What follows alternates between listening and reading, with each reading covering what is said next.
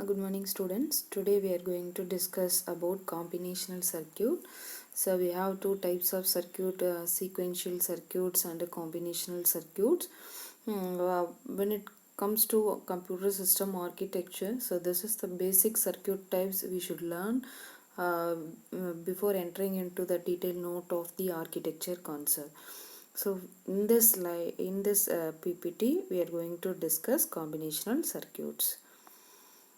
What is combinational circuit? Actually, a combinational circuit consists of logic gates whose outputs at any time are determined by combining the values of the inputs. For n input variables, suppose we have any number of input variables, so this is not the case mentioned here. We can have n input variables. There are 2 power n possible binary input combinations. For each binary combinations of the input variables, definitely we can get one possible output. So this is about a combinational circuit.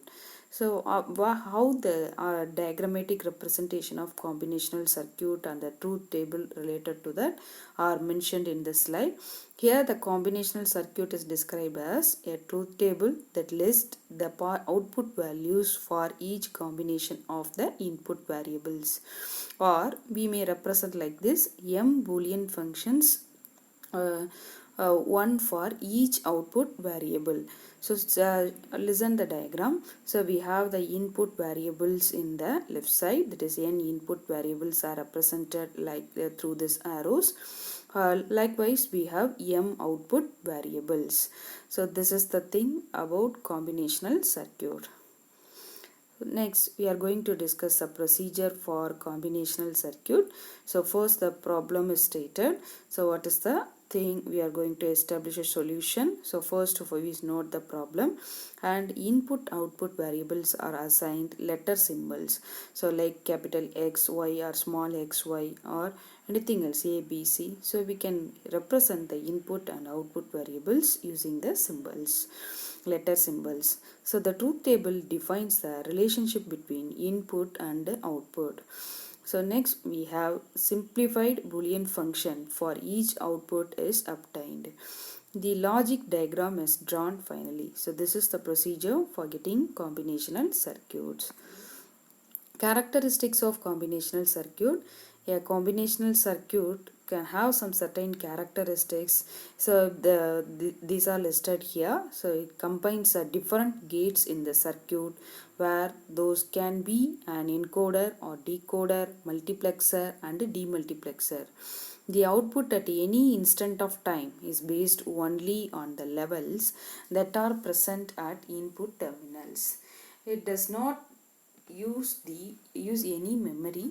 So this is another important feature about combinational circuit. The previous state of the output does not have any effect on the present state of the circuit. That is, we never depend on the output of the previous gate or the previous process. So we are going to give input and we are getting the result immediately. So no previous state is mentioned for the next process. It can have any number of inputs and m number of outputs. So these are the characteristics of combinational circuit. So this is the comparison between combinational circuit and sequential circuit. So the combinational circuit is represented in the above part. So just we are giving input and we are getting output. If there is possibility for n inputs, we are getting the possibility for m outputs. So this is about combinational circuit. So sequential circuit, so the inputs are given as a given here. Combinational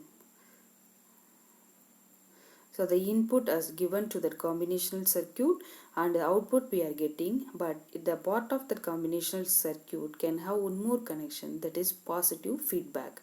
So it should be stored at a memory, or we are getting the data from memory for the combinational circuit. So the clock cycle, so the clock signal is going to be given as an input for that particular sequential circuit. So the sequential circuit can have the combinational circuit, but the combinational circuit never include the sequential circuit. Sequential circuit needs memory, but combinational circuit never need it as a part of the circuit. So this is the diagram which represent the same. So next, binary addition. So binary addition is possible with the help within that architecture, computer system architecture. How we are going to do binary addition? So we are having two orders to perform the binary addition. One is half order and another one is full order. So so 1 bit order. So 1 bit order, that is, it performs the addition of two binary bits. We can have four possible operations in that. That is 0 plus 0 is equal to 0, and 0 plus 1 is equal to 1, and 1 plus 0 is equal to 1, and 1 plus 1 is equal to 10. So this circuit implementation requires two outputs, one to indicate the sum and another to indicate the carry. So the first three addition never generate a carry, but the final one, 1 plus 1 is equal to 10, it generate a carry. So this is the output, two outputs we are getting in a 1 bit order. So two binary bits are added and we are getting the result. So this is about 1 bit order. Next, half order. So half order, so just like 1 bit order, we are going to give two inputs and we are receiving two outputs. So the two inputs are represented here as x and y. So you may note it x a naught or b naught as inputs. So the truth table I am representing as x and y, but input I wish to represent as a naught and b naught. Just the variable names are different, but the concept is same for the half order. So the sum is represented as S and the carry is represented as C. The index indicates significance. 0 is for LSB and 1 is for the next higher significant bit. So the Boolean function for half order is represented here as S is equal to x dash y plus x y dash is equal to x XOR y. So and the carry is equal to x into y. That is the result of multiplication. So the sum and the carry have the Boolean functions. Half order. So the half order, continuation of the half order, how we are going to draw a block diagram for half order. So this is about 1 bit half order. The sum and carry are generated with the input x and y, and the logic diagram of this. The block diagram is just we are drawing one box and representing two inputs and getting two outputs. But when it comes to logic diagram, x and y are given as input and the sum and carry as output. Here I am using two gates. One is AND gate, another one is XOR gate. So just sum is the output of XOR gate and the carry is the output of AND gate. So then we are joining the two gates to give output of half order. So the n-bit addition. So we are able to design the n-bit binary order which performs the addition of two n-bit binary numbers and generate a n-bit sum and a carry out. For example, let n is equal to 4. So we are giving two inputs A0, A1, A2, A3 as one row and B0, B1, B2, B3 as another row. So we are mentioning the C out, that is carry out is represented as C0, C1, C2, C3. So we are going to take the inputs from A series and B series and we are receiving the result as sum. So S0, S1, S2 and S3 represent the sum. So here they are giving a input value, that is A series as 1101, also B series as same input 1101. So finally we are starting the addition from right to left. 1 plus 1 is added and we are getting 0. No more carry is generated. 1 plus 1 as 10. 1 plus 1 is 10. So we are putting 0 and the remaining carries at the next digits in upper place, and we are putting down the 1 again in the next place. on 1 plus 1 again 10. So we are putting 0 in the third position, that is S2 position. So we send the carry to another next digit. Now we are having 3 ones, 1 plus 1 10, 10 plus 1 11.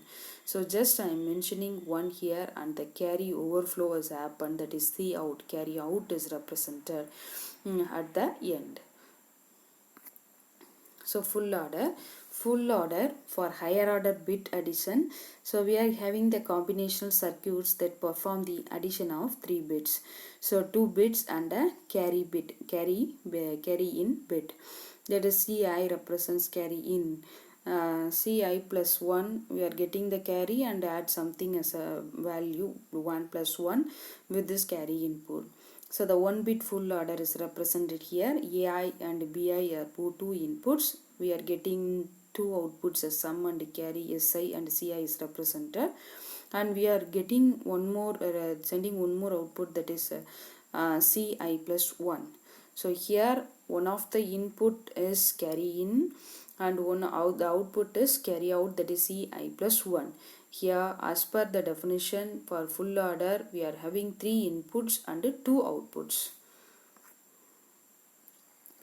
So the full order is represented with the K map, so the Karnaugh map. So it's a diagrammatic representation of the Boolean function. To simplify the process, we are using the Karnaugh map. So the Karnaugh map is represented for sum and carry here. So the x, y, z, for you are using 3 variables. So this is the way I am going to represent a sum and carry K map. So in the right side I mentioned the truth table of full order. So x, y, z is given as the input and the sum and carry is the output. So we are giving 2 power n inputs and we are getting the results for this. 2 power n, so we are using x, y, z 3 variable. So 2 power 3, 8 combination of inputs are represented here. So for the same we are receiving the sum and carry. So here the Karnaugh map actually we are going to focus on the number of ones nearest with the nearest neighbors. So when we are going to Karnaugh map is a separate concept. So now we are just take a look on it in a simple manner. So we are able to mark the adjacent ones either in the vertical position or in a horizontal position. So we cannot perform the diagonal mark for that particular K map. So I'm just mark that 1 and 1 in the sum carry which is in the third column, and the 1 1 1 in the second row, it should be marked. So I can get 3 possible nearest ones for in that particular carry K map. Also we are just checking that sum K map, but there is no possibility to mark the nearest or that is adjacent one for each and every field in that sum. So just I leave it. So the Boolean function, Boolean equation for full order is represented here.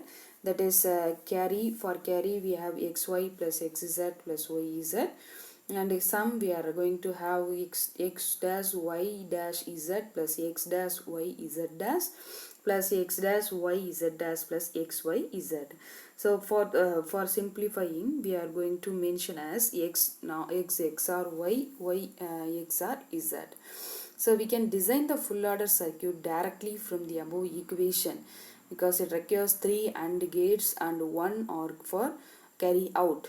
Okay, and 2 XORs for sum. So the number of gates needed is calculated here for performing full order.